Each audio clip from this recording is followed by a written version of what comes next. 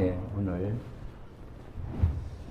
신령과 진리를 중심 삼고 하나님의 독생자 예수 그리스도의 탄생이라고 하는 주제를 한번 보겠습니다. 신령과 진리로 새로워지는 신한국 가정연합, 참 어머님의 말씀은 또 새로운 하나의 섭리와 또 새로운 하나의 시각을 저희들에게 던져주셔서 신령과 진리라고 하는 차원을 중심 삼고 어머님이 인도하시는 천일국의 역사가 우리들에게 정말 참된 주인의 또 천일국의 백성으로서 하나님의 참된 자녀로서의 모습을 갖추어서 오늘 이 시대에 참된 주인의 역할을 다하기를 바라시는 어머님의 바람이 아닌가 하는 것을 느끼게 됩니다. 어제 저녁까지는 사탄에게 잃어버렸던 혈통복귀의 내용을 많은 참 중심 인물들을 통해서 역사적으로 수천 년이 지난 터전 위에 예수님이 하나님의 아들로 태어날 수 있는 배경이 되었다고 하는 사실을 오늘 저녁에 이야기하고자 합니다. 성경 마태복음에 나와 있는 예수님의 계보, 족보, 그 위에 조상들이 어떻게 연결되어 있는가 하는 걸 한번 보겠습니다.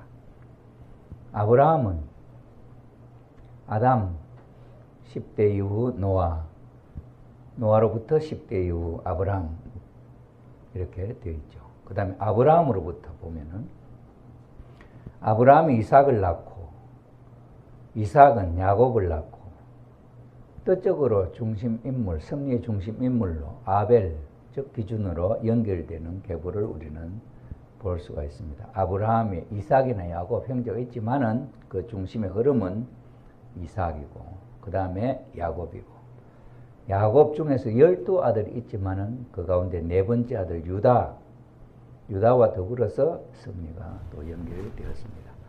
유다와 그의 형제를 낳고 유다는 다말에게서 며느리 다말과 시아버지가 다말을 통해서 베레스와 셀을 낳고 베레스가 연결되죠. 그래서 베레스의 후손 가운데서 하나님의 아들 그리스도 메시아가 태어난다고 하는 배경의 말씀이 여기에 족보에 연결되어 있습니다.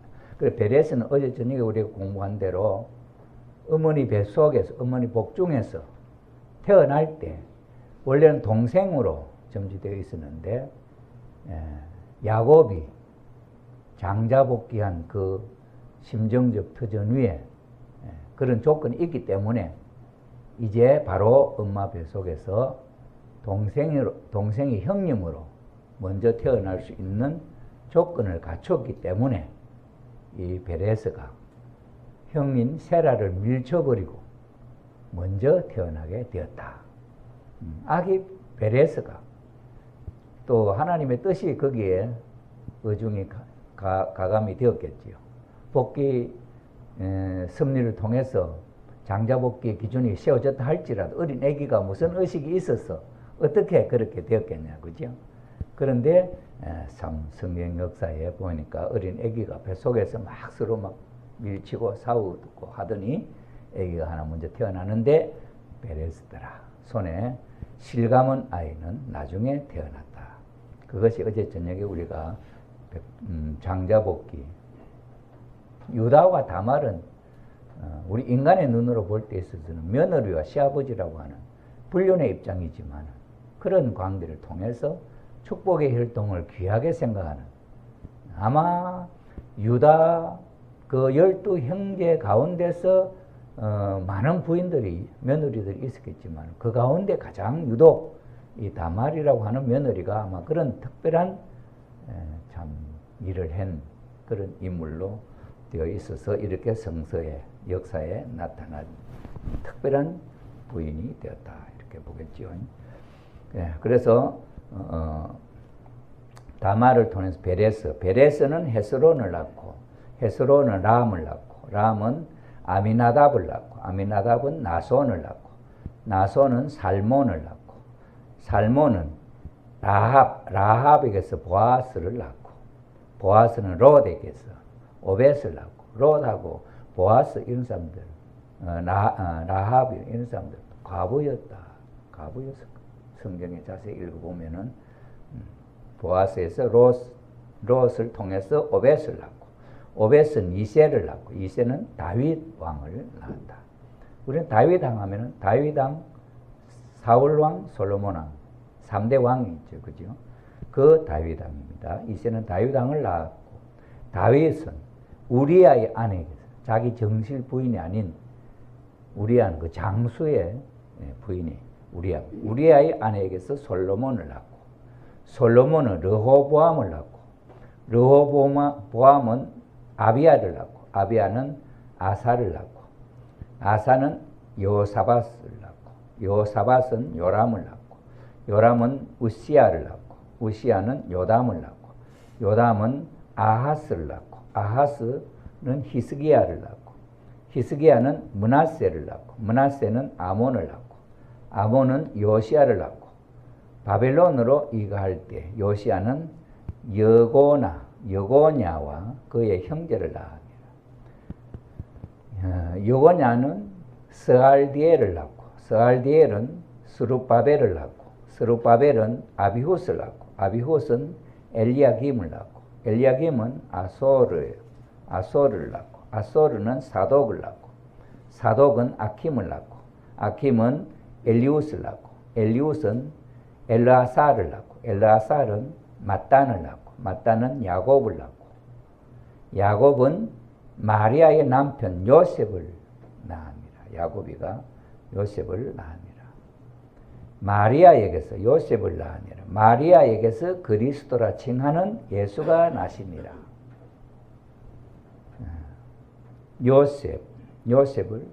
야곱이 요셉을 낳고, 요셉을 낳으니 마리아에게서 그리스도라 칭하는 예수가 나니라. 이래 보면은 요셉의 아들로 예수님이 태어나는 것으로 그렇게 되어 있죠. 그런데 전혀 마리아가 또 이렇게 나옵니다. 여기에서 이제 조상 그 혈통적으로 볼 때는 저게 이제 요셉까지 그 정통 혈통 복귀에 그 조상도 연결되어 있지 않은 거죠. 그런데 거기서 이제 예수님이 태어날 때인데 그 정통 혈통으로 연결되어 왔던 그 자리에 하나님의 아들로 이제 태어날 텐데 거기에 그 혈통을 통하지 않고 마리아라고 하는 여자를 통해서 하나님의 아들 예수님이 태어난다. 그걸 우리가 다시 한번 보겠습니다. 그런즉 모든 족보 대수가 아브라함으로부터 다윗까지 14대 14대요. 다윗으로부터 바벨론으로 이거할 때 14대요. 바벨론에서 예수님까지 14대 14대 14대 이것도 3번 소생장성 완성이 3번 거쳐서 예수님이 태어났다. 예수 그리스도의 나심은 이러하니라. 그 모친 마리아가 요셉과 약혼을 하고 동거하기 전에, 같이 살기 전에 성령으로 잉태된 것이 나타났더니 그 남편 요셉은 의로운 사람이라. 저를 드러내지 아니하고 가만히 끊고자 했다. 그럼 뭐라 합니까? 아기를 떼내불 한다. 그죠? 약혼한 사이인데 의로운 남자가 이거 요셉이 참 의로운 사람. 마리아가 자기와 사이에 아기를 갖지 않고 다른 아기가 생겼어. 근데 그걸 드러내지 않고 떼불을 한단 말이에요. 그러니 그때 이 일을 생각할 때 주의 사자가 현몽하여 가로되 다윗의 자손 요셉아 내 아내 마리아 데려오기를 무서워 말라. 저에게 잉태된 자는 성령으로 된 것이다. 아들을 낳으리니 이름을 예수라 하라. 이는 그가 자기 백성을 저희 죄에서 구원할 자이심이니라. 이 모든 일이 된 것은 주께서 하나님께서 선지자로 하신 말씀을 이루려 하심이니 가라사대 보라 처녀가 잉태하여 아들을 낳을 것이요 그 이름은 임마누엘이라 하리라 하셨으니 이를 번역한즉 하나님이 우리와 함께 계시다 함이라. 요셉이 잠을 깨어 일어나서 주의 사자의 분부대로 행하여 그 아내를 데려왔으나 아들을 낳기까지 동침치 아니하더니 나음의 이름을 에스라 하니라. 예수님의 족보와 그 당시에 예수님이 태어날 때 요셉과의 관계 사이에서 일어났던 일을 이렇게 기록해 놨습니다. 그럼 누가복음에 있는 이제 마리아에 대한 이야기를 한번 보겠습니다. 누가복음 1장 26절부터 11절부터 한번 봅시다. 주의 사자가 저에게 나타나, 이건 이제 사가랴입니다. 향을 피우는 향단 우편의 선지라. 사가랴가 보고 놀라며 무서워하니 천사가 갑자기 나타났어. 천사가 일러 가로되 사가랴 무서워 말라. 너의 간구함이 들린지라. 너의 아내 엘리사벳이 너에게 아들을 낳아 주리니 그 이름을 요한이라 하라. 너도 기뻐하고 즐거워할 것이요 많은 사람도 그의 남을 기뻐하리니 이는 저가 주 앞에, 주 그리스도 메시아 주 앞에 큰 자가 되며 하나님 앞에 큰 자가 되며 포도주나 소주를 마시지 아니하며 모태로부터 성령의 충만함을 입어 이스라엘 자손을 주 곧 저희 하나님께로 많이 돌아오게 하겠음이니라. 저가 또 엘리야의 10년과 능력으로 주 앞에 가서 아비의 마음을 자식에게 거스리는 자를 의인의 설기에 돌아오게 하고 주를 위하여 세운 백성을 예비하리라. 그러니 엘리야적 사명을 할 것을 이야기하죠. 사가랴가 천사에게 이르되 내가 이것을 어떻게 알리오? 내가 늙고 아내도 나이 많으니이다. 천사가 대답하여 가로되 나는 하나님 앞에 섰는 가브리엘이라. 이 좋은 소식을 전하여 내게 말하라고 보내심을 입어노라. 하나님이 이렇게 가서 해라 이렇게 했다 이 말이죠. 보라, 이 일이 되기까지 날까지 너는 벙어리가 되어 능히 말을 못하리니 이는 내 말을 내가 믿지 아니함이니라. 때가 이르면 내 말이 이루리라 하더라. 그가 나와서 저에게 말을 못하니, 백성들 앞에 말을 못하니 백성이 그 성소 안에서 이상을 본 줄을 알았더라. 그가 형용으로 손짓을 하며 뜻을 표시하며 그냥 벙어리대로 있더니 그 직무의 날이 다 되면 집으로 돌아가니라. 이후에 그 아내 엘리사벳이 수태하고 아기를 갖고 5달 동안 숨어 있으며 가로되 5달이 지난 주께서 나를 돌아보시는 날에 인간이 내 부끄러움을 없게 하시려고 이렇게 하심이라 하더라. 아기를 못 낳아, 늙을 때가 아기를 못 낳아 참 부끄러웠는데 아기를 갖게 되었다 이거지. 6째 달에 5달 숨어 있어야 애기인 이사벨이가 6째 달에 그 다음 달에 천사 가브리엘이 하나님의 보내심을 받들어 갈릴리 나세렛이란 동네에 가서 다윗의 자손 요셉이라 하는, 그 요셉은 혈통적으로 베레스의 후손이죠. 다윗의 자손 요셉이라 하는 사람과 정혼한 처녀, 약혼한 처녀에게 이르니 그 처녀의 이름은 마리아라. 그에게 들어가 가로되 은혜를 받은 자여 평안할지어다. 주께서 너와 함께 하시도다 하니 처녀가 그 말을 듣고 놀라 이런 인사가 어찌함인고 생각하며 천사가 일러 가로되 마리아여 무서워 말라. 내가 하나님께 은혜를 얻었느니라. 보라, 내가 수태하여 아들을 낳으리니 그 이름을 예수라 하라. 저가 큰 자가 되고 지극히 높으시니 아들이라 일컬을 것이요 주 하나님께서 그 조상 다윗의 위를 저에게 주시니리. 영원히 야곱의 집에 왕노로 다스릴 것이요 그 나라가 무궁하리라. 마리아가 천사에게 말하되 나는 사내를 알지 못하니 어찌 이 일이 있으리까. 그래서 천사가 아기를 마리아에게 갖는다 하니까 나는 사내를 아직 알지 못하는데 어떻게 아기가 있을 수 있느냐. 천사가 대답하여 가로되 성령이 내게 임하시고 지극히 높으신 이의 능력이 너를 덮으시리니 이러므로 나실 바 거룩한 자는 하나님의 아들이라 일컬으리라. 보라 내 친족 엘리사벳도 늙어서 아들을 배었느니라. 본래 수태하지 못한다 하더니가 이미 6달이 되었으니 대저 하나님의 모든 말씀은 넘치 못하심이 없느니라. 하나님이 하시고자 하면은 못할 일이 없다. 마리아가 가로되 주의 계집 종려니 말씀대로 내게 이루어지이다 하며 천사가 떠나가니라. 참 처녀가 대담하죠. 이때 마리아가 일어나 빨리 산중에 가서 유대 한 동네에 이르러 이렇게 가브리엘 천사가 나타나서 마리아에게 하나님의 아들을 잉태할 것이다. 그 다음에 성령이 너에게 성령이 덮어서 인도할 것이다. 이렇게 성경에 기록되어 있습니다. 자, 이러한 터전을 통해서 우리는 지금까지 하나님의 독생자가 요 성경만 이거 보니까 예수님은 그 앞에 기록되어 있는 이 내용들하고는 연결이 안 돼. 오늘 기독교인데. 그래서 가브리엘 천사가 요셉과 약혼한 마리아에게 나타나가지고 너 아들 낳을 것이다.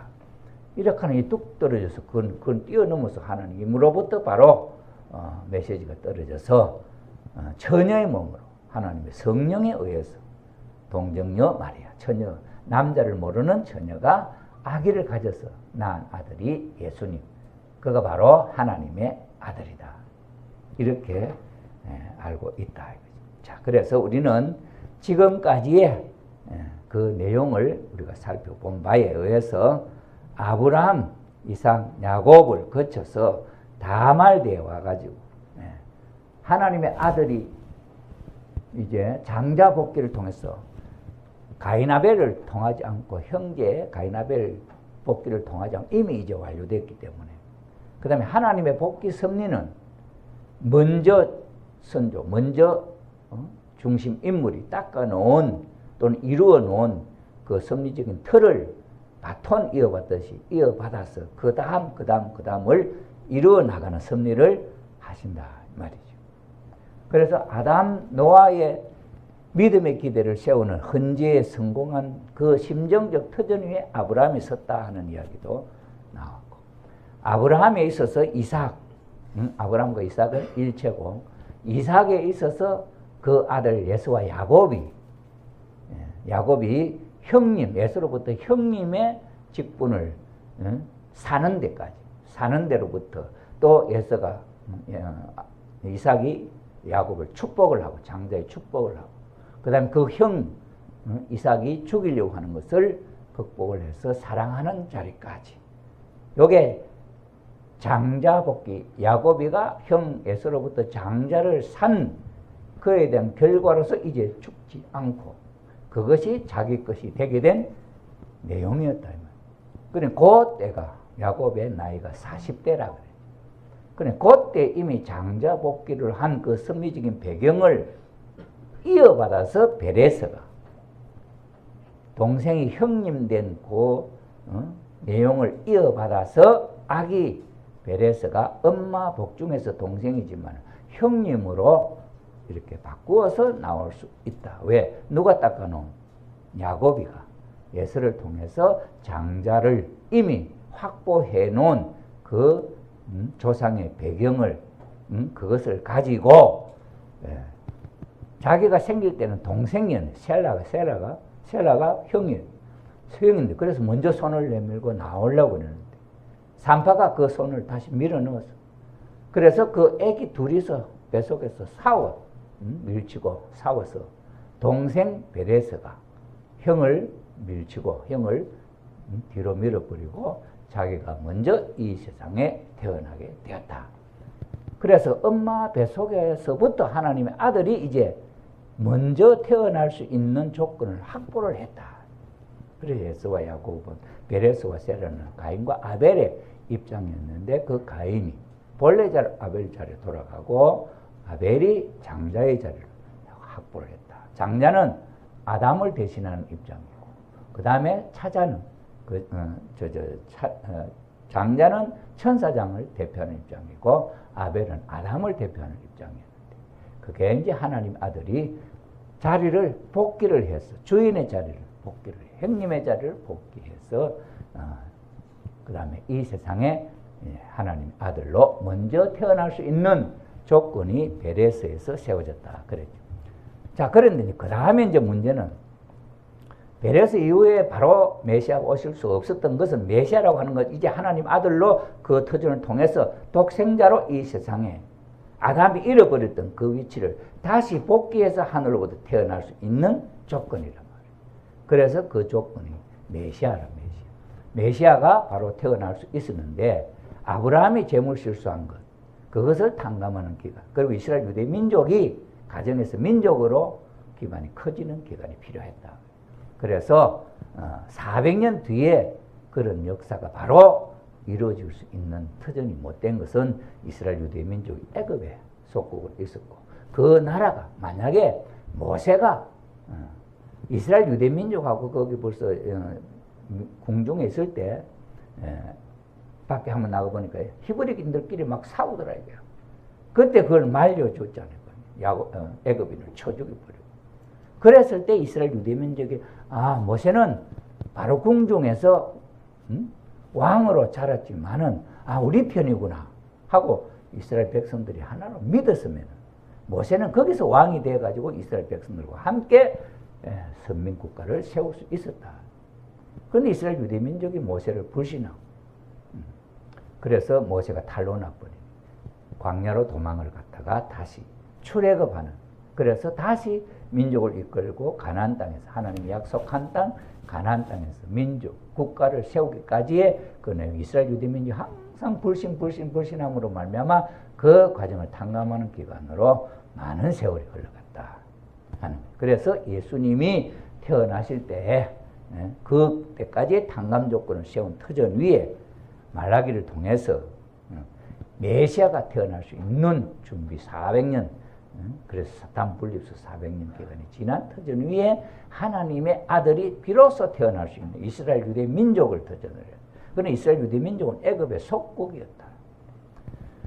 그 이스라엘 유대 민족 가운데 메시아로 하나님의 아들이 왕으로 태어날 수 있는 터전이 시기적으로 맞아져서 하나님의 아들이 태어나게 되는데, 그 하나님의 아들을 낳을 여인은 아무 여인이나 될 수 있느냐. 그게 이제 문제예요. 그러니 그 하나님의 아들을 낳을 수 있는 사람은 누구일 거냐. 그러니 해와가, 타락했던 해와가 복귀된 해와의 입장을 갖춘 여자가 아니면 안 된다.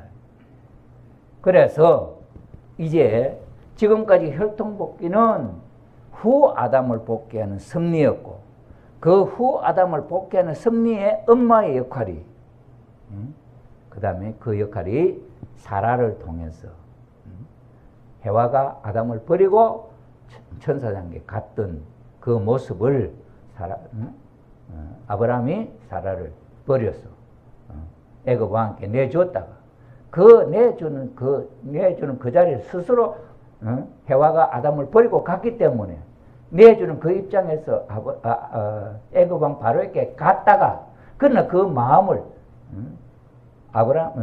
바로에게 주지 않고 자기의 그 마음을, 원래 아브라함을 남편으로 생각했던 그 마음을 가지고 복귀 돌아왔다. 절대성 자주간 완성이라는 표현을 했습니다만, 그게 인간으로서는 타락한 해와의 그 위치를 복귀하는 조건을 세우는 입장이 되었고, 그 다음에 가인을 죽였잖아요. 아담 가정에서 해와가 그렇게 모든 것이 타락하지 않았으면 되는데, 그러나 가인 아벨이 태어나 가인이 아벨을 죽인 내용이 또 있다. 이걸 이제 엄마로서 그걸 수습해야 된다. 그러면 어떻게 해야 되겠냐? 가인은 사탄 편 인물이고, 아벨이 하늘 편 인물이다. 아벨이 하늘 편 인물이 죽었다. 마치 천사가 해와를 타락시키고 아담을 타락시켜서 아담 해와를 죽인 것처럼 가인이 아벨을 죽인 입장이기 때문에 엄마 역할은 그 아벨을 다시 하나님의 아들로 복귀하는 섭리를 해야 된다. 이래서 이 역할을 리브가가, 이삭의 부인 리브가가 야곱을 도와가지고 모자 협조로 죽을 수밖에 없는 자리에 있는 아벨을 다시 하나님 앞에 승리자로 세우는 역할을 리브가가 했다. 그런 터전이 있죠. 그 다음에 이제 혈통을 귀하게 여길 줄 몰랐던 해와는 하나님의 축복의 혈통, 하나님이 아담과 해와를 통해서 이루려고 했던 이 선의 혈통을 귀하게 여기지 않아. 그래서 천사장에게 이렇게 사랑을 빼앗겨버렸다. 그러니 그것을 복귀하는 터전이, 혈통을 귀하게 생각하는 그 마음, 혈통을 귀하게 생각하는 마음 잃어버렸던 것을 다시 찾아 세우는 조건을 누가 했냐? 다말이 했다. 그런 부분적이지만 인물이 각각 세 사람이 다르지만은 그런 배경을 가지고 누가 이제 세워지느냐? 마리아가, 요셉과 정혼한 사이에 있는 마리아가 하나님 앞에 분류받은 한 여인으로 세워졌다. 그래서 그 입장이 조금 전에 누가복음에 11장으로부터 세례요한이 탄생하는 과정과 그 다음에 예수님이 태어나는 그 과정에 가브리엘 천사가 함께 했다 하는 이야기가 있게 되죠. 자, 여기 보니까 이 마리아는 어떤 입장에 세워져 있는 인물이냐 하니까 에덴 동산에 아담과 해와가 타락했던 그 모습과 똑같은 요셉과 마리아는 사탄 세계였어요. 지금 하나님의 세계가 아니지. 사탄 세계에서 약혼한 사이. 가정을 이루려고. 그런데 거기서 이제 자녀가 태어나면 사탄의 자식이 태어나는 거야. 그런데 그 마리아에게 천사장 가브리엘이 찾아와가지고 너는 하나님의 아들을 낳을 것이다. 이런 이야기. 이 이야기는 아담, 해와, 에덴 동산 아담이야. 너는 선악과 따가 먹으면 죽는다. 하는 그 말하고 가브리엘 천사장이 마리아에게 하나님의 아들을 낳을 것이다 하는 이야기고 이게 무슨 상관이 어떤 연결이 있는 거냐. 그죠? 그래서 천사장 가브리엘이 해가에 와서 선악과를 따먹으면 하나님처럼 된다 하는 그 말을 듣고 천사장 느시엘의 게임에 빠져서 해와가 사랑을 잃어버렸어. 그러니 하나님이 따먹지 말라고 하는, 먹으면 죽는다고 하는 그 말을 해와는 믿지 않고 천사장의 말에 의해서 그 말을 받아들여서 죽었다. 그래서 그 해와는 아담을 다시 꼬여서 타락시켜서 아담 해와를 통해서 사탄의 자식이 태어나고, 사탄의 자식, 하나님의 자녀를 낳아야 할 아담과 해와가 천사장 느시엘의 게임에 빠져서 사탄의 자식이 나왔다. 이건 하나님의 가정에서예요. 그럼 이 사탄 가정에 요셉하고 마리아가 약혼한 사이, 거기에 하늘편 천사가, 느시엘은 하나님하고 뜻하고는 반대되는 입장에서 해와를 꼬입니다. 그런데 가브리엘 천사장은 하나님의 메시지를 받아왔어. 그것을 마리아에게 전하는 거예요. 너 하나님 아들 낳는다. 하나님 아들 낳는다는 말은 뭐예요? 그러니 마리아가 대답을, 나는 남자를 모르는데 어떻게 아기를 낳느냐 이 말 아니에요. 마리아가 대답한 그 말, 나는 아직도 남자를 모르는데 어떻게 아기를 낳느냐 하는 그 말은 남자를 통해서 아기를 낳는단 말이에요. 그런데 가브리엘이 뭐라고 합니까? 하나님의 성령이 너에게 덮었어요. 그게 하나님의 아들이 태어난다. 이렇게 이야기하는 거죠. 그러니까 천사장 느시엘이 해와와 사랑함으로 말미암아 천사장의 사랑을 받았어. 그 다음에 해와가 아담을 또 꼬여서 타락함으로 하나님의 자식이 안 태어나고 사탄의 자식이 태어난다. 그 반대의 똑같은 경우. 해와가 타락하면 죽는다. 하나님이 죽는다 분명히 그랬는데 여기 마리아가 만약에 가브리엘 천사장의 말을 받아들이면은 요셉이가 약혼한 남자이기 때문에 요셉과의 사이의 자식이 아니기 때문에 요셉이 이 여인은 음란한 여인이다 말 한마디 하면은 죽는다. 그런 자리를 만들어 놨단 말이야. 그런 자리에서 마리아는 죽는 거야. 그 말을, 천사장 말을 받아들이면은 자기는 죽게 돼 있어. 왜? 천사장 말은 요셉과의 사이의 아기가 아니야. 마리아 말은 남자가 없이는 아기 못 낳는데 하나님이 그렇게 만들어 준다는 거지. 성령의 임해서 그래서 성령이 인도하는 대로 이래서 마리아는 그러면 좋다. 그럼 뭐 좋다 이 말은 뭐예요? 받아들이겠다. 주의 계집종년이 뜻대로 하시옵소서 하는 이야기는 뭐예요? 죽음을 각오한 거야. 요셉을 배신하고 천사장 가브리엘의 말을 받아들이겠다는 거지. 그래서 사탄 세계에서 보면은 마리아는 스스로 죽음을 자초하는 거예요. 그런 자리에서 가브리엘 천사장의 말을 듣고 이 마리아가 어디 갔느냐? 이게 이사벨 집에 간 거야. 사가리아 가정에. 거기 가서 3개월 동안 지냈어. 그 이사벨이 하나님의 성령의 역사에서 사가리아와 사이에 아기를 낳았어. 남자로서는 생물학적으로 사가리아나 엘리자벳이나 아기를 낳을 수 없어. 이미 늙었어. 그런데 누구의 능력으로? 하나님의 능력으로 이사벨과 사가리아 사이에 아기가 태어난 거야. 그럼 그 아기는 누가 준 거야? 사가리아가 능력으로 낳은 아들이야? 하나님이 준 아들이. 하나님이 준 아들이지, 그죠? 하나님이 사가리아를 통해서 아기. 그래 아무리 하나님이라 해도 그냥 하늘에서 뚝 떨어지게 아들을 만들 수 없지 않냐. 그죠? 그래 에덴 동산에서 하나님이 아담과 여와를 흙과 물과 공기를 주물주물하게 이렇게 또 흙 주물러서 인형 만들듯이 만들어놓고 후 사람 되라 한다고 사람이 팍 뺏겠냐. 그죠? 그러니까 어떤 사람 뭐라 하냐면은 인간 원숭이 뭐 인간 닮은 많은 게 있잖아요. 하나님 인간을 창조하기 위해서 많은 연습과 준비 과정이 있었다. 닮은. 그래 인간하고 정말 비슷한 모습을 만들어 놓고 그런 짐승이야 아직 그것도 사람이 아니지. 그를 통해서 그 아기씨를 하나님의 아기씨를 그 남자의 몸을 통해서 아기를 낳는다는 그 동물의 아기씨지만은 그 씨를 그 동물과 다른 사람의 씨를 거기에 심는다. 그래서 태어났기 때문에 아담도 배꼽이 있냐 없나. 그죠? 과학적으로 생각하면은 하나님 그렇게는 할 수 있지 않겠냐. 하나님의 씨를 하나님 뭐 모든 걸 만드신 분인데 사람의 씨가 아담을 만들었을 때 씨가 있었던 거죠. 그 아담이 그렇게 나왔던 것처럼 하나님의 씨가 이제는 복귀한 세례요한이는 그런 복귀한 터전에 하나님의 아들을 독생자로 낳은 씨가 아니고 그는 사가랴의 아들을 준 거고 그런 몸을 통해서 그렇게 할 수 있는 사가랴를 만들어서 세례요한의 동생도 태어나고 그런 역할을 할 수 있는 사가랴로 세워서 그 성령의 역사가 사가랴를 통해서 마리아에게 하나님의 아들이 점지되도록 했다. 이거지. 유다를 통해서 다말이 하나님의 축복의 혈통을 받아서 베레스와 세라를 바꾸치게 하는 장자복귀를 하는 역할을 삼았던 것처럼 마리아가 가브리엘 천사장의 말을 듣고 하나님의 성령이 인도하는 대로 씨를 받아서 아기를. 그럼 그 아기가 누구 아기냐? 마리아는 사가랴 아기다 안 하는 거지. 그럼 누구예요? 성령으로 의해서 태어났으니 하나님의 아들이다. 이렇게.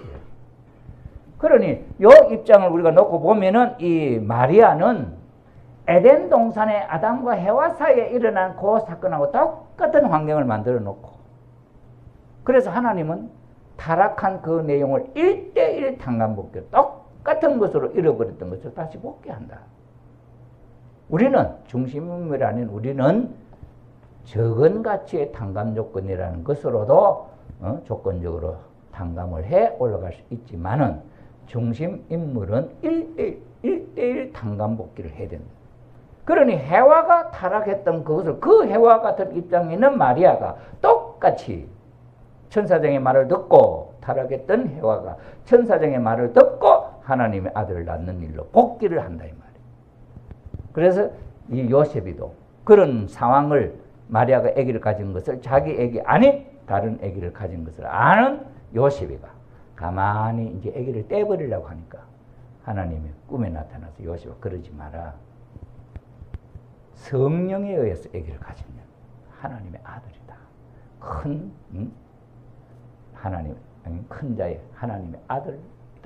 그래 요셉이 그걸 받아들였어. 이래서 마리아가 가진 아기를 내 아기다 하고 태어나게 됐다.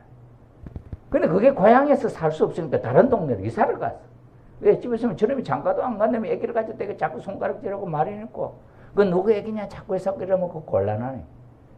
그래가지고는 다른 동네 가서 아기를 낳았는데, 거기서 이제 메시아가 태어났다 하는 그 소문이 저기 뭡니까 로마제 헤로드 왕께 이제 그 헤롯은 거기 이스라엘 나라를 다스리는 분봉왕. 그러면은 이게 이제 새로운 왕이 출현했다면 이게 역적이 반역이 될 거 아니야. 그래 죽이려고 그러지. 그래 그때 하나님이 이 마리아를 시켜가지고 저 애국으로 다른 나라로 피난을 가게 만들었지. 이래가지고 그 이제 기간이 지난 뒤에 다시 돌아왔다. 그게 모자협조. 예수님도 모자협조를 받았다. 자, 이래서 마리아가 요셉을 통해서 하나님의 아들을 낳게 되는 그 배경은 하나님의 아들을 낳을 수 있는 여성을 해와가 타락했던 것과 똑같은 상황에서 그 역할을 할 수 있는 여자를 선택을 마리아로 했다. 그래서 그 마리아의 믿음을 통해서 처녀가 그걸 하겠다고 했으니까 그 믿음을 통해서 하나님은 마리아의 복 중에 베레스를 통해서 복귀한 하나님의 아들의 자리를, 그 실을 마리아의 복 중에 심을 수 있었다. 이래서 마리아가 난 아들은 하나님의 아들이다. 그래 하나님의 아들이 된 배경이 무엇인지 이해됩니까? 아직 이해 잘 안 되나? 지금까지 설명해 왔던 건 하나님의 아들 장자권 복귀는 베레스까지 이야기하는 거 연결된 거 알죠? 이해가 되지? 그 배경에 그거는 이제 가인 아벨에서 하나님의 아들이 큰아들 형님으로 태어날 수 있는 조건이 생겼다. 그럼 형님이 될 수 있는 조건이 생겼다는 조건이 왜 필요하냐? 요 질서가 원래는 하나님이 천사를 먼저 짓고 그 다음에 피조세계를 짓고 그 피조세계를 환경으로 인간이 살 수 있다. 인간은 맨 나중에 지었어.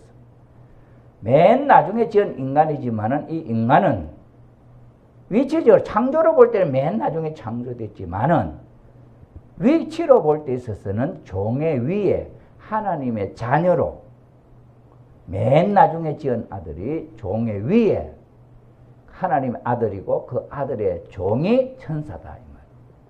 그런 자리 지었단 말이에요. 그러면 아담과 해와 완성하면은 천사도 주관하고, 완성은 아담과 해와가 완성하고 천사장이 완성해. 그래서 짝을 지어줘서 여성 천사를 지어서 천사들도 배필을 갖게 돼. 그게 완성이다. 그래 지음은 먼저 받았지만 완성은 누가 먼저 해야 되냐? 아담과 해와가 먼저 하는. 아담과 해와 먼저 하는 것은 결혼하는 거예요. 그런데 그 결혼할 아담과 해와가 자라는데 그 여인을 뺏어와서 천사지가 완성의 형을 먼저 만드는 거야. 여자를 뺏어와서 자기 부인으로 만들었어. 그러면 하나님이 허락하지 않은 때에 천사는 완성의 형을 만들었다. 그렇게 원리형의 비원리. 그 해와가 아담을 또 타락시켰어. 천사와의 관계 속에서는 아기가 안 태어나거든. 영적인 존재는. 그러니 아담을 타락시켜서 아담과 해와 사이의 사랑에 의해서 자식이 태어나는데 영적으로는 천사와 또 관계를 갖고 있으니까 이 자식들이 두 종류가 태어날 수 있는 거예요. 천사장의 애기, 천사장이 관심 갖고 애착하는 애기가 나와요. 이걸 큰아들 가인, 천사장이 애착 갖고 관심 가는 하나님이 내주고 아벨을 하나님이 택해서 당간복귀를 위해서 두 인물을 천사장 입장, 아담 입장을 세워야 되는데 타락은 아담과 해와와 천사와 삼각관계에 태어났어. 천사장의 시도 들어왔고 아담의 시도, 창조를 통해서 아담의 시도 여기 나와 있다 말이야. 아담은 때는 아니지만은 원리적 관계야. 아니 하나님이 허락은 안 했지만은 아담과 해와는 원리적인 관계. 원리적인 관계를 통해서 태어난 아들, 비원리적인 관계를 통해서 태어난 아들. 그래 두 아들은 그런 상징적 위치에 놓여 있다. 그게 아담 과정에서 우리가 배운 거예요. 그럼 천사, 큰 아들은 누구 입장이냐? 천사장 입장이고. 그럼 천사장 주인이 되어 있는 형님이 되어 다스리는 사람이 되어 있고, 아담은 타락함으로 말미암아 천사장의 종이 되어 있다 이 말이야. 종. 그래 주종관계가 바뀌어졌잖아. 그것이 형님 동생으로 현실적으로 표현을 했다 이 말이야. 그래서 형님이 동생으로 가는 것은 천사 자리 제자리 돌아가는 거고, 아벨이 형님 자리에 올라가는 것은 인간이 천사의 종자로 떨어졌던 인간이 본래 자리로 돌아가는 게, 이게 형님 동생 바꾸는 것으로 표현이 된다 이 말이에요.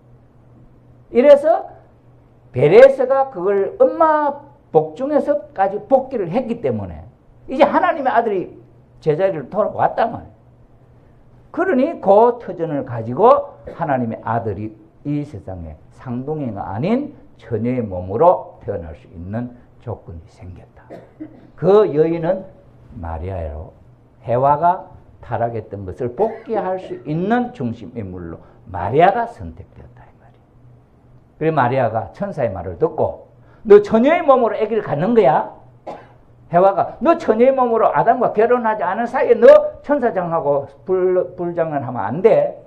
그거 죽는 거야. 하나님 선악과 따먹으면 죽는다는 말 그 말이거든. 그런데 해와는 하나님의 말을 안 믿고 천사장과 타락했단 말이에요. 그래서 사탄의 자식이 태어난 거예요. 근데 가브리엘 천사장이 와갖고 마리아하고 요셉하고 너야 마리아하고 요셉하고 결혼하면은 너 사탄 자식 나. 가브리엘 너 말대로 들으면 하나님의 아들 낳는 거야. 마리아가 그 말이야. 그럼 마리아가 요셉과 사탄의 자식 낳을 거냐, 내 말 듣고 하나님의 아들 낳을 거냐, 그 말이야. 그럼 마리아가 뭐라고 선택을 해야 되겠냐. 마리아가 그 말을 듣고 주의 계집종이오니 당신 뜻대로 하십시오. 당신 뜻대로 하겠습니다. 이게 마리아의 결정이에요. 그러니 그 마리아의 마음, 믿음을 통해서 하나님이 그 복중에 씨를 심었다. 그 씨는 누구를 통해서도 할 수 있어요. 이미 왜? 복귀한 씨를 갖고 있기 때문에 하나님. 아담과 해와가 타락하면서 하나님의 씨를 잃어버렸는데 그걸 혈통복귀를 통해서 이제 찾았단 말이에요. 복귀를 했단 말이에요. 그래 하나님이 그 씨를 갖고 있는데 누구의 복중을 통해서도 때만 되면은 심을 수 있다. 좋은 처녀를 통해서. 그 좋은 처녀는 마리아였다. 이게 이해가 돼야 돼요. 이게 이해가 되면은 예수님이 하나님의 아들이다 하는 걸 받아들이게 돼. 그 다음에 이게 이해가 돼야 아버님이 태어났는데 하나님의 독생자로 아버님이 태어나는데 문제가 뭐예요? 아버님 형님 있잖아. 맨날 구남매인가 막 신남 중에 둘째로 태어났잖아.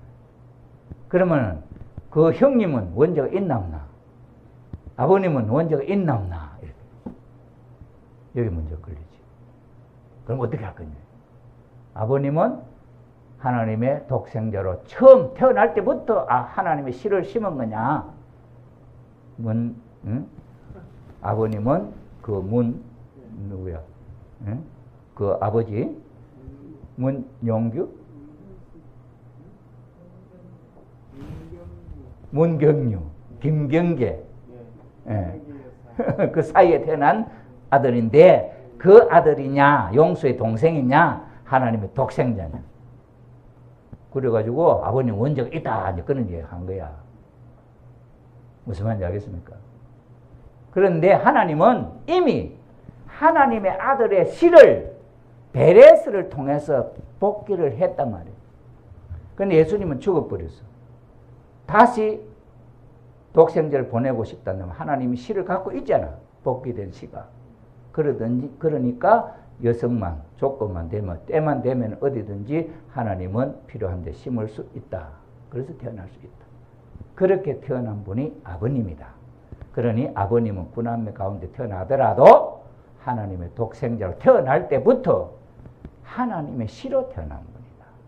죄와는 관계없이. 그 예수님에 대해서 이해가 안 되면 그게 이해가 안 됩니다.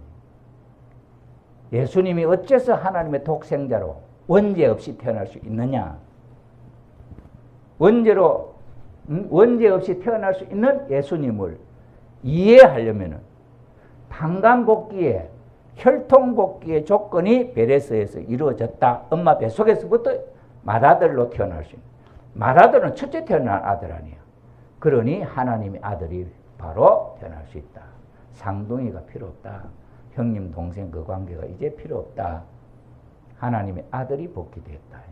그래서 하나님의 아들로 예수님이 태어나. 그런데 그 예수님이 태어난 그 엄마 마리아는 다른 아기를 낳으면 안 됐다. 그래서 오직 예수님만 키워가지고 두 요셉하고 마리아가 그 예수님을 결혼시켜서 짝을 찾아서 그 다음에 그로부터 요셉과 마리아가 아들 참부모인 예수님이 어린 양 잔치를 해서 참부모님이 될 때 그를 통해서 아버지 엄마도 하나님의 자녀로 축복을 받게 되는 거다. 이렇게 되게 되어 있어요. 그래 어떨 때 보면 아버님은 마리아가 엄마가 요셉하고 결혼하지 않고 또 있으면서 예수님이 마리아를 통해서 자녀를 낳을 수 있다. 또 그런 이야기가 또 나오기도 하고 하긴 했습니다만은 그러나 예수님은 그 대상을 세례요한 동생으로 생각을 했다. 그런 이야기.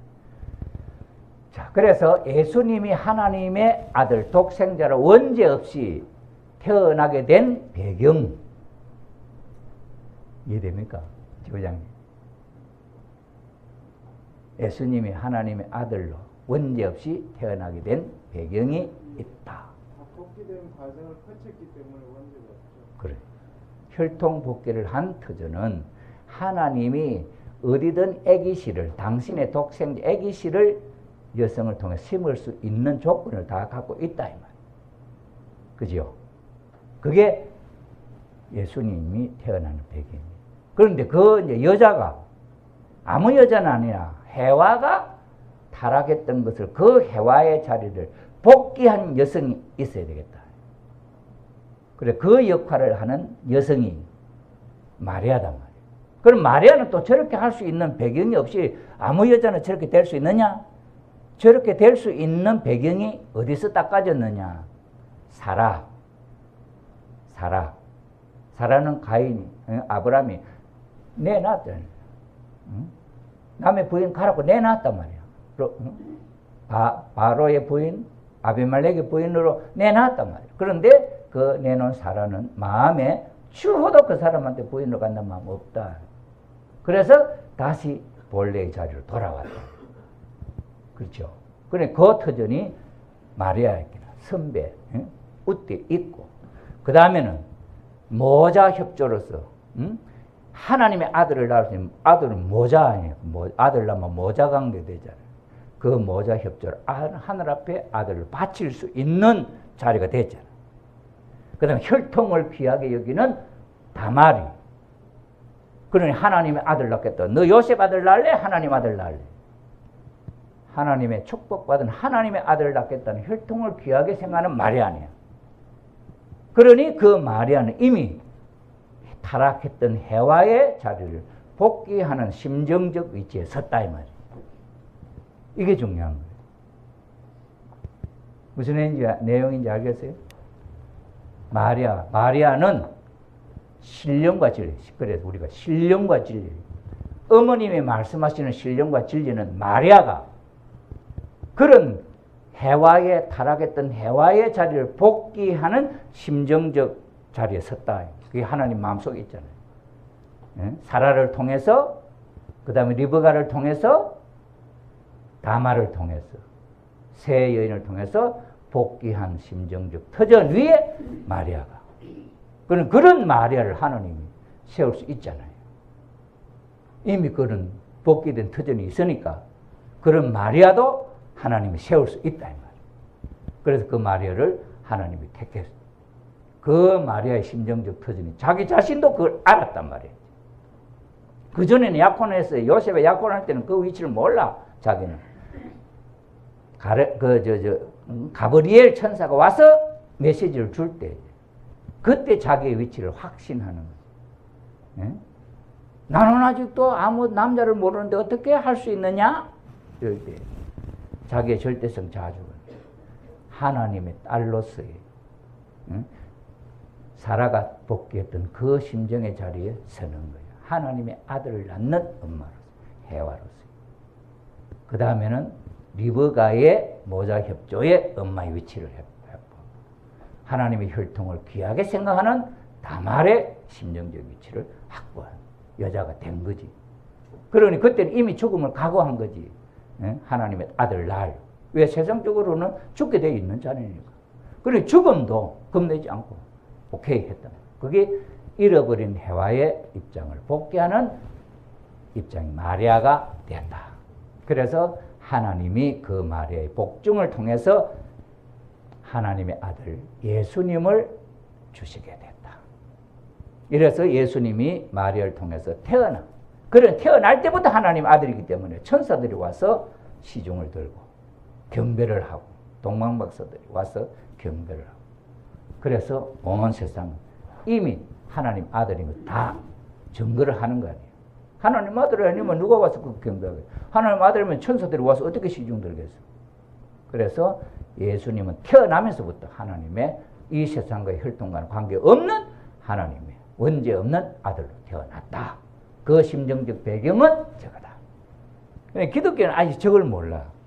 그러니 이것이 아버님이 하나님의 아들로 태어나게 된 배경.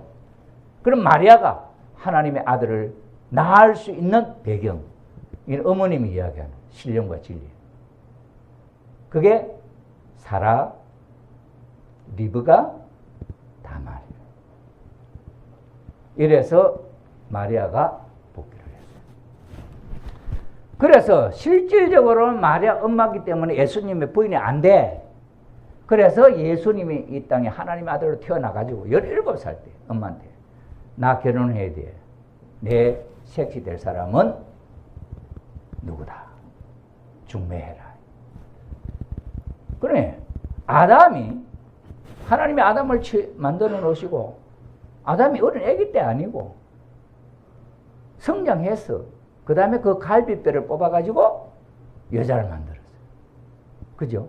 그러니 그 여자를 만들어서 아담 앞에 데려오니까 이는 내 뼈 중에 뼈요 살 중에 살이라.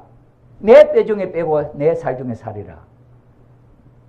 남자로 말미암아 갈비뼈를 뽑아서 만들었기 때문에 여자라. 하나님이 여자를 아담을 위해 돕는 배필로 지었다. 그죠? 그러니 아담이 태어나면은 그 해와를 알아봤잖아. 자기 갈비뼈로 만들었다는 거. 자기와 똑같은 가치를 갖고 있는 해와라는 알아봤잖아. 아담은. 그죠? 그러니 예수님이 하나님의 독생자로 태어났는데 독생녀가 태어나면 알아보겠나 모르겠냐. 내 갈비뼈를 뽑아서 만들었는데. 그죠? 혈통적으로 봐도 하나님의 딸이니까. 그래서 예수님은 그렇게 태어난 하나님이 예비한 독생녀로 당신은 알지. 그래서 세례요한의 동생하고 약혼을 시켜서 하게 해달라고. 그래 아버님 말씀해 오면 3번이라 그랬지. 17살하고 또 몇 살이야? 또 20 몇 살하고 그 다음에 30대 돼서 3번 했다. 그래 안 하니까 예수님 뛰쳐나와. 마지막 가나 혼인잔치가 하고 여인이여 응? 그랬지. 응? 엄마를 보고 여인이여 포도주 만들라 그래. 당신과 나하고 무슨 상관이 있나. 그러니 자기 아들을 위해서 나 결혼시키기 위해서 준비를 했는데 남아잔치에 가갖고 말이야 그 엉뚱한 짓 하고 있으니 예수님은 화가 났지. 이래서 그 예수님은 가정을 뛰쳐나왔다. 예수님은 거기서 태어나서 하나님의 독생자로 태어났는데 결혼을 해야 하나님 뜻이 이루어질 거 아니에요. 결혼을 하려고 그렇게 하다가 돌아가셨다. 이게 복귀 섭리에 나타나 있는 비밀이더라. 요한복음 5장 39절에 이 성경책 창세기지. 예수님 때는 창세기에서 쭉 기록되어 있는 이 내용 아니에요. 이 성경이 나를 증거하는 것이다. 그렇게 이야기했어요. 그래 아버님은 이 성경을 읽고 예수님이 하나님의 아들인 줄 알았어요. 뭘 알고? 심령적으로 하나님의 마음속에 있는 복귀 섭리의 흐름의 맥을 알았단 말이에요. 그러니 아담을 통해서 뭘 하려고 하고 노아를 통해서 뭘 하려고 하고 아브라함을 통해서 어떻게 하고 이삭 야곱에 이렇게 됐구나. 거기에서 에서 야곱이 형님 동생 바뀌고 그다음 베레스가 엄마 뱃속에서 형님을 바꾸는 노정이 있어서 그 심정적 터전을 갖고 예수님이 태어났다. 마리아를 통해서. 이걸 아버님은 아셔요. 그래서 예수님이 하나님의 이래서 독생자다. 이걸 아신 분이 아버님이에요. 그래 성경 요한복음 5장 39절에 성경이 곧 나를 증거한다는 그 말을 다른 사람은 몰라. 예수님이 그렇게 해도 몰라. 다른 사람. 그 다음에 예수님이 하신 말씀이 요한복음 3장 16절에 독생자 하나님이 이 세상을 이처럼 사랑하사 독생자를 보내셨어요. 하나님이 독생자로 태어나셔서 몇 살까지 살았어요? 33세. 그래 복귀 섭리가 먼저 이루어놓은 그 바톤을 이어받아서 하게 돼 있잖아. 베레스도 야곱이가 장자 복귀한 그 바톤을 이어받아서 베레스가 엄마 복종해서 이 섭리를 바꿔놓는 일을 했고, 그래서 장자가 태어날 수 있는 조건이 세워졌기 때문에 예수님이 태어났고, 예수님이 하나님 아들로 태어나서 33세 성령 결혼할 나이로 성령을 해서, 그러니 그때 죽었기 때문에 하나님의 아들이 결혼할 수 있는 연령까지는 복귀되어 있다. 그러니 다음에 오시는 메시아는 아기 예수로 필요 없다. 어린 양 잔치하는 것부터 시작이라. 어린 양 잔치. 그래서 어린 양 잔치를 하겠다고 하는 이야기가, 그래서 고린도전서 15장 45절에 후 아담이다. 예수님 나는 후 아담이다. 그런 표현이거든. 그럼 후 아담이면 전 아담은 누구예요? 전 아담은 첫 아담이지. 첫 아담, 후 아담. 그럼 후 아담이, 아담 짓고 해와 짓는데 후 아담이 있으면 또 누가 있어야 돼요? 후 해와 있어야 되는 거지. 그건 자동적으로. 그러니 전도서 7장 28절에 보면 1천 남자 가운데 한 남자는 찾았는데 1천 여자 가운데 한 여자는 못 찾았다. 전도서는 구약이야. 구약 속에 기록되어 있는 내용인데 그 한 남자의 의미는 예수님. 독생자지. 그러니 그 배필은 못 찾아요. 그 다음에 마태복음 9장 15절에 다음에 올 때 나는 신랑으로 온다 그래. 예수님이 재림하실 때는 신랑으로 온다는 거예요. 그럼 신랑으로 온다는 말은 무슨 의미예요? 결혼하게 돼. 신랑이라는 말은 결혼할 때 쓰는 말이거든. 신랑인데 신부 없으면 신랑이 되나? 신랑 신부 없으면 신랑이라는 말 못 쓰잖아. 저 사람은 신랑이야. 누구 신랑인데? 신부도 없는데 신랑이라 할 수 있어? 저기 창경이가 왔는데 창경이를 신랑 할 수 있어? 총각인데 아직까지 못하는 거지. 그러면 신랑이란 말은 어디에 쓰느냐? 결혼할 때 이미 배필이 신부가 정해졌을 때 쓰는 말이에요. 그러니 예수님은 신랑으로 온다는 말은 신부를 찾는단 말이에요. 신부를 찾아서 어린 양 잔치를 하겠다. 그 이야기를. 그러니 예수님이 하신 말씀이 저게 당신이 하고 싶어하는 마음이 담겨져 있는 내용이에요. 그래서 예수님은 이 일을 하시기 위해서 오셨다. 그래서 하나님을 중심 삼고 예수님이 후 아담이 신랑으로, 후 해와를 신부로 찾아서 결혼을 하는 것이 어린 양 잔치. 그래서 하나님을 중심 삼고 본래 에덴 동산에서 이루려고 했던 그 가정을 예수님이 이루려고 하셨던 소원이 있었다. 그렇게 되면은 하나님의 자녀가 이 세상에 태어나게 되는 거죠. 하나님 아들이 하나님의 딸을 만나서 하나님이 축복해주는 그 본래의 가정을 이루려고 했다. 이게 예수님이 오신 목적이었더라. 그런데 그 당시에 예수님 온 이 목적을 아는 사람, 당신은 예수님은 알았지만 아무도 몰라. 그렇게 돌아가신 분이야. 그러니 누가 내가 재림주다 하는데 재림주라고 하는 사람이 이걸 몰라. 예수님이 뭘 하려고 하는지. 이래서 다음에 후 아담으로 재림하시는, 예수님의 재림이 후 아담의 재림 아닙니까? 오시는 재림 주님은 어떤 분이 어떻게 뭘 할 거냐 하는 일. 그래서 아버님이 어떻게 해서 후아담이 되고 어떻게 해서 어린 양